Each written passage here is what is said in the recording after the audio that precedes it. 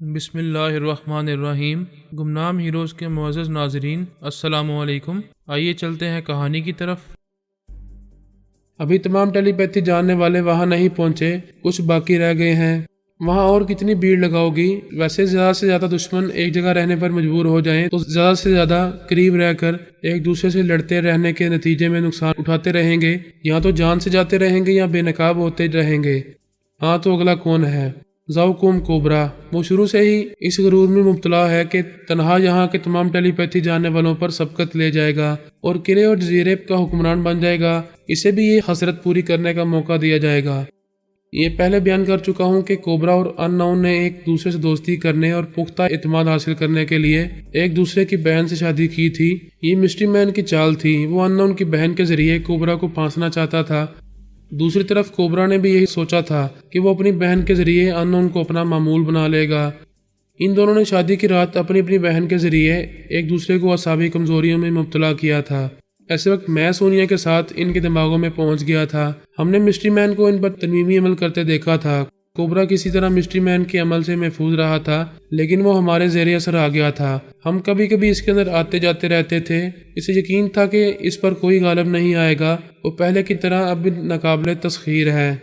Cobra ان نون کی بہن کو دل سے چاہنے لگا تھا۔ کچھ عرصے تک احتیاطاً اس نے دور رہنے کے بعد اس پر تنویمی عمل کیا تھا۔ اس کے دماغ کو لاک کرنے کے بعد مطمئن ہو گیا تھا کہ ان نون اور مسٹری مین اس کے ذریعے اسے نقصان نہیں پہنچائیں گے۔ ان نون کی اس بہن کا نام اینجلا عرف اینجی تھا۔ اب وہ اپنی وائف اینجی کے ساتھ لندن میں ایک عام آدمی کی حیثیت سے، عام شہری کی حیثیت سے زندگی گزار رہا تھا۔ کبھی سر عام خیال خونی نہیں کرتا تھا۔ اس پر کوئی شبہ نہیں کر سکتا تھا کہ وہ ٹیلی پیتھی جاننے والا اور اپنے مخالفین کے ساتھ قلم کرنے والا زاؤکوم کوبرا ہے۔ کوبرا کو یہ معلوم تھا کہ لندن اور اسکاٹ یارڈ کے انڈر ورلڈ میں جم کاف کی ہلاکت کے بعد کوئی نیا گاڈ فادر آیا ہے۔ یہ بھی معلوم ہوا تھا کہ وہ اسکاٹ یارڈ میں ٹرانسفارمر مشین تیار ہو چکی ہے۔ وہ نئے گاڈ فادر کے سلسلے میں معلومات حاصل کرنے کی کوشش کر رہا تھا اور یہ سوچ رہا تھا کہ جلد ہی قلعے پر قبضہ جمانے کے بعد وہ اسکاٹ یارڈ والوں پر برتری حاصل کرے گا اور وہاں کے ٹیلی پیتھی جاننے والوں کو اپنے زیر اثر لائے گا۔ جب اسے معلوم ہوا کہ بائرن ٹوڈ اور مسٹری مین اس قلعے کے مشترکہ حکمران بن چکے ہیں، تب وہ کسی حد تک مایوس ہو گیا تھا۔ وہ سمجھ رہا تھا کہ ان تمام ٹیلی پیتھی جاننے والوں کے مقابلے میں تنہا کچھ نہیں کر سکے گا۔ اسے قلعے اور جزیرے پر حکمرانی کے خواب نہیں دیکھنا چاہیے۔ ایسی مایوسی کے وقت میں نے فون کے ذریعے اس سے رابطہ کیا۔ اس نے ریسیور اٹھا کر پوچھا، ہیلو، کون ہے؟ میں نے کہا، میں تمہارا دوست اور ہمدرد ہوں، تمہارے کام آنا چاہتا ہوں۔ تم کون ہو اور کیوں میرے کام آنا چاہتے ہو؟ میں نے کہا، مسٹر ان نون، کیا تم مجھے نہیں پہچان رہے ہو؟ میں میڈم مارلی کے قلعے کا انچارج بول رہا ہوں۔ ایک ہفتہ پہلے ایک کاکٹیل پارٹی میں ہماری ملاقات ہوئی تھی۔ کوبرا میری یہ باتیں سن کر محتاط ہو گیا، سمجھ گیا کہ رانگ نمبر لگ گیا ہے۔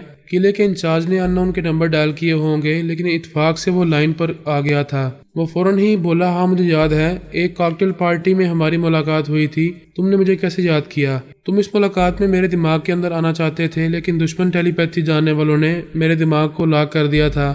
میں بائرن ٹوڈ اور مسٹری مین کو اس قلعے سے بھگانا چاہتا تھا، لیکن اب دوسرے ٹیلی پیتھی جاننے والے بھی آ گئے ہیں۔ میں فون پر زیادہ نہیں بولوں گا، ابھی اتفاق سے بیمار ہوں۔ تم میرے کمزور دماغ میں آ کر یہاں کے حالات معلوم کر سکتے ہو۔ اس نے ایک لمحہ بھی ضائع کیے بغیر خیال خونی کی پرواز کی۔ میں انچارج کے لب و لہجے میں بول رہا تھا۔ وہ اسی لب و لہجے کے مطابق انچارج کے اندر پہنچ گیا۔ اس کے خیالات پڑھنے لگا۔ جب اسے معلوم ہوا کہ واقعی انچارج کے ذریعے قلعے کے اندر پہنچ گیا ہے تو اس کی خوشی کی کوئی انتہا نہ رہی۔ میں نے اس کے خیالات کے ذریعے یہی ظاہر کیا کہ ابھی اس نے فون کے ذریعے ان نون سے بات کی تھی۔ اس نے خوش ہو کر اینجی کو گلے لگا کر پیار کرتے ہوئے کہا، میری جان، تم میرے لیے بہت لکی ہو، قسمت مجھ پر مہربان ہو گئی ہے۔ میں نے قلعے کے اندر جگہ بنا لی ہے۔ میں ابھی مسلسل خیال خونی میں مصروف رہوں گا، تم مجھے مخاطب نہ کرنا۔ پھر وہ انچارج کے دماغ میں آ گیا۔ اس کے خیالات سے پتہ چلا کہ اب اس قلعے اور جزیرے کی 4 حکمران ہیں، بائرن ٹوڈ، مسٹری مین نمبر 8 اور اولڈ مین۔ اب کوبرا 5واں حکمران اور حصہ دار بننے والا تھا۔ اس سے پہلے وہاں کے زیادہ سے زیادہ اہم افراد کو اپنا علاقہ بنائے رکھنا لازمی تھا، لہذا وہ بڑی خاموشی سے اہم افراد کے دماغ میں سرنگ بنانے لگا۔ میں نے پارس، پورس اور ثانی کو قلعے کے اہم افراد کے لب و لہجے سنائے، پھر ان سے کہا، یہ تمام آوازیں اور لہجے ذہن نشین کر لو، پھر ضرورت سمجھو تو اپنے مخالفین کو اس قلعے کے اندر پہنچا دو۔ وہاں زیادہ سے زیادہ ٹیلی پیتھی جاننے والوں کی بھیڑ لگاتے رہو۔ ہم تماشائی بن کر ایک دلچسپ تماشا دیکھنے والے ہیں۔ तेजपाल और उसके साथी सोग मना रहे थे। इनका एक पुराना और बेहतरीन टेलीपैथी जानने वाला साथी माइक मोरो मारा गया था। इसकी हलाकत से पहले ये तय पाया था कि तेजपाल दूसरे दिन कोरोना से शादी करेगा। कोरोना इसे मोहब्बत का झांसा दे रही थी, लेकिन इससे शादी करना और इसके साथ तन्हाई में वक्त गुजारना नहीं चाहती थी। वो हमेशा दूसरों से बढ़कर रहना चाहती थी, किसी को चोर बनाकर खुद को कमतर नहीं करना चाहती थी। इसने अल्पा को अपना आइडियल बनाया था। वो अल्पा की तरह किसी एक मुल्क की तनहा हुक्मरान बनना चाहती थी। अगरचे अल्पा के सर पर ताज नहीं था, लेकिन इसराइल पर बरसों से इसी की हुक्मरानी थी। वो किसी को महबूब या शोहर बनाकर अपने साथ नहीं रखती थी। कोरोना भी यही चाहती थी, इसलिए इसराइल से फरार होकर रूस आई थी। वहाँ इसे कामयाबी की तवक्को थी। फिर पारस हर मुश्किल वक्त में इसके काम आता था। इसके तावन से हुक्मरानी के ख्वाब पूरे हो सकते थे। वो पारस की असलियत नहीं जानती थी। एक सरपिरा पागल जवान इसकी जिंदगी में आ गया था। वो ये सोचकर हैरान होती थी कि अपने मिजाज के खिलाफ इससे मुतासिर क्यों हो जाती है। वो इस बात से बेखबर थी कि लाइल्मी में पारस की मामूल बनी रहती है। पारस इसराइल से जर्मनी तक कोरोना के साथ रहा था, इसके साथ वक्त गुजारता था और दिलचस्प तमाशे करता रहा था। फिर अचानक इससे बिछड़ गया था। वो इसे याद करती थी, ख्यालखानी के जरिए इसे पुकारती थी, लेकिन वो इस पागल के दिमाग तक नहीं पहुंच पाती थी। ये मानती थी कि कभी बुरा वक्त आए तो वो ख्वाबों में आकर इसकी मदद करता है। माइक मोरो की हलाकत के बाद तेजपाल और इसके साथी कोरोना से खिंचे खिंचे रहने लगे थे। अगरचे कोरोना ने माइक मोरो को हलाक नहीं किया था, लेकिन वो कोरोना के दरवाजे के सामने ही मारा गया था।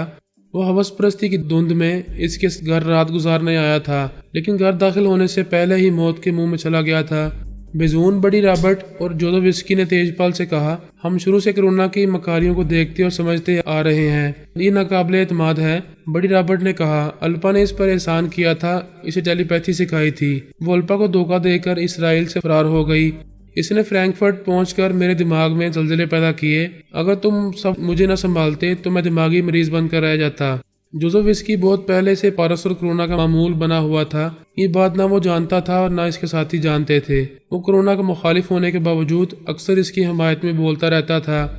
इसने अपने साथियों से कहा, कोरोना ने वही किया है जो दूसरे टेलीपैथी जानने वाले करते हैं। हमने भी अमेरिकी ट्रांसफॉर्मर मशीन से टेलीपैथी सीखी थी, फिर अपने ही अमेरिकी अकाबरीन को धोखा देकर वहां से फरार हो गए थे। तेजपाल ने कहा, जोजोविस्की ठीक कह रहा है, हम सब अपनी अपनी सलामती और बर्तरी के लिए दूसरों को धोखा देते हैं। मैंने कोरोना की जहानत और मकारी को अच्छी तरह समझकर ही इसे अपनी टीम में शामिल किया है।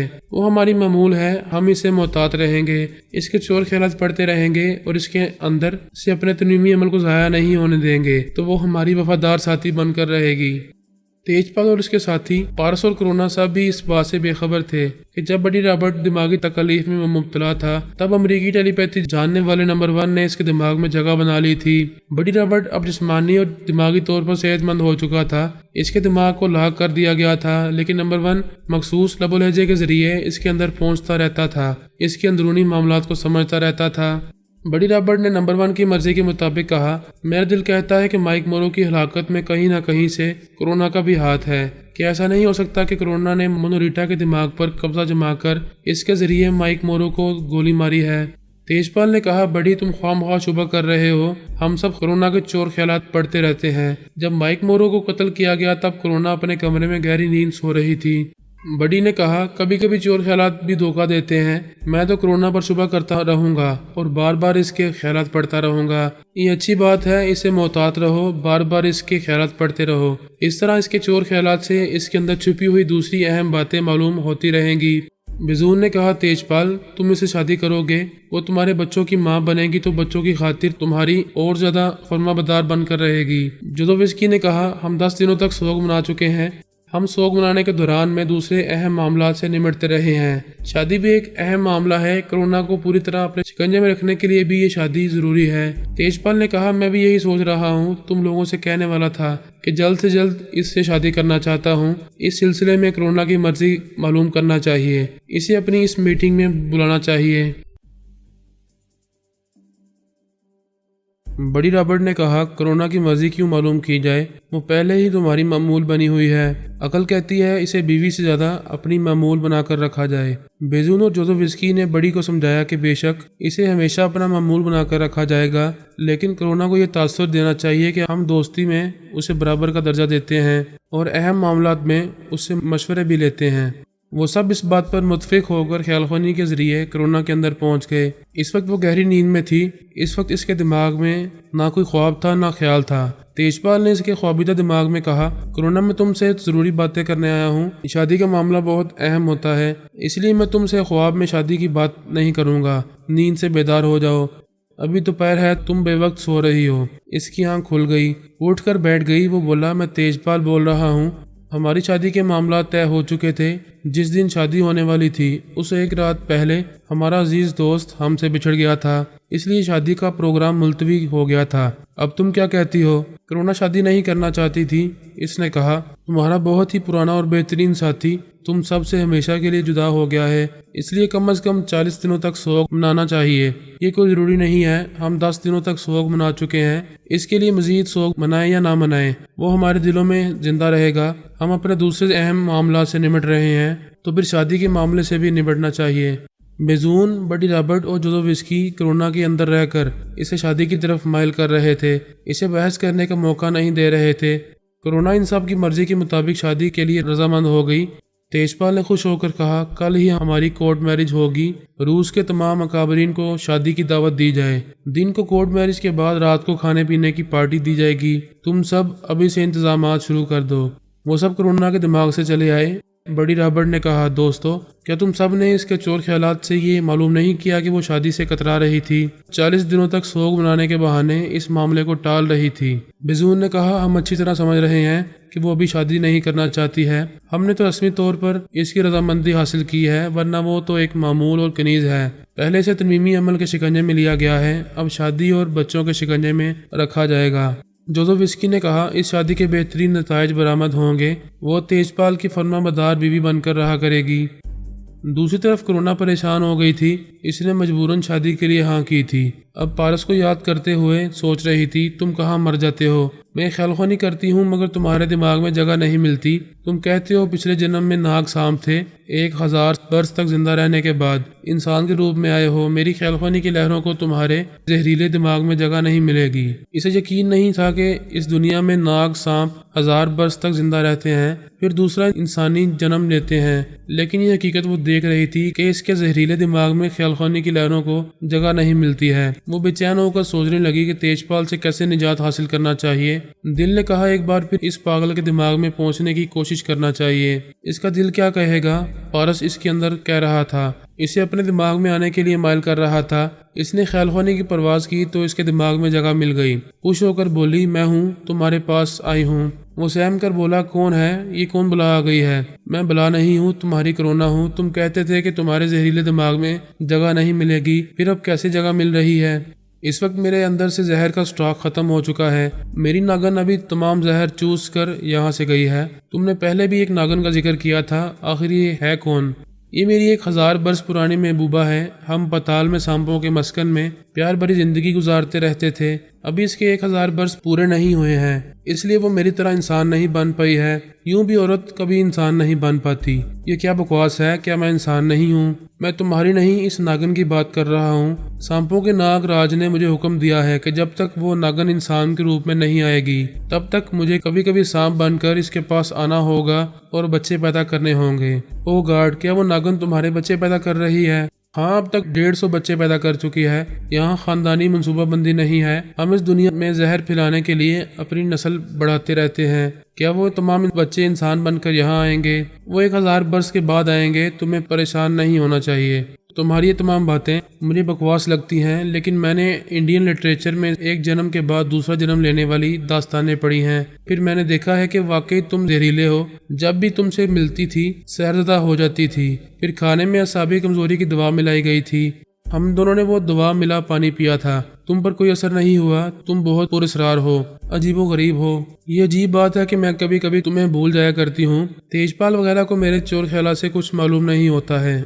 آخر تمہاری پریشانی کیا ہے؟ کیا میرا زہر تمہیں نقصان پہنچاتا ہے؟ تم نقصان نہیں فائدہ ہی فائدہ پہنچاتے ہو، مگر مجھے الجھاتے رہتے ہو۔ میرے ساتھ کوئی ایسا سلسلہ رکھو کہ میں جب چاہوں تمہارے پاس پہنچ جایا کروں۔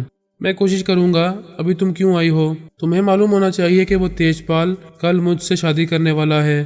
مبارک ہو، مگر بچے کے معاملے میں تم میری ناگن کا مقابلہ نہیں کر سکو گی۔ تمہاری دنیا میں خاندانی منصوبہ بندی ہے، बकवास मत करो, मैं ये शादी नहीं करूँगी, तुम मेरी ज़िंदगी में आ चुके हो, तुम्हारे बाद कोई दूसरा नहीं आएगा, तो फिर शादी से इनकार कर दो। तुम जानते हो मैं इनकार नहीं कर सकूंगी, मेरा दिमाग इनके शिकंजे में रहता है। मैं इस सिलसिले में क्या कर सकता हूँ? तेजपाल को तुम्हारे दिमाग से निकालने का एक ही रास्ता है कि इसे मार डाला जाए। इसे हलाक करने से भी बात नहीं बनेगी। इसके दूसरे साथियों ने भी मेरे दिमाग में जगह बनाई हुई है, वो मुझे अपने शिकंजे से निकलने नहीं देंगे।